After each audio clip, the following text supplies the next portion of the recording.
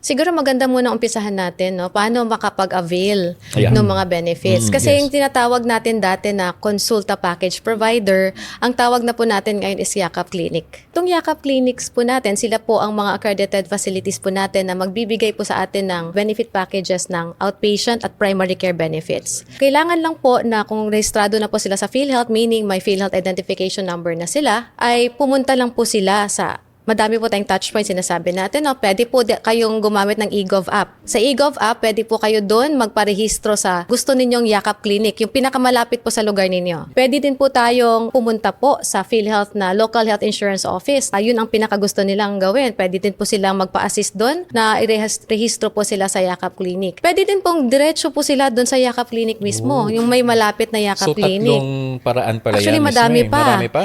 Meron din po kung nasa hospital na po sila at makita nila yung P-cares natin. So, yun pa. Pwede din Added mag-assist avenue sa for kanila registration, yon. yeah. Kung sila po ay empleyado naman, yung sa peers na pinag-usapan natin kanina, pwede din mag-assist. Meron din po yung sinabi natin kaninang action center. Pwede din po silang tumawag doon para ma-assist sila na marehistro sila sa gusto nilang Yakap Clinic. Ayun. So mga ka-PhilHealth, hindi na ho namin kayo binibigyan ng dahilan para hindi makasali or makaregister dito sa Yakap. It would really go a long way in protecting us. Kasi ba't natin hihintayin magkasakit?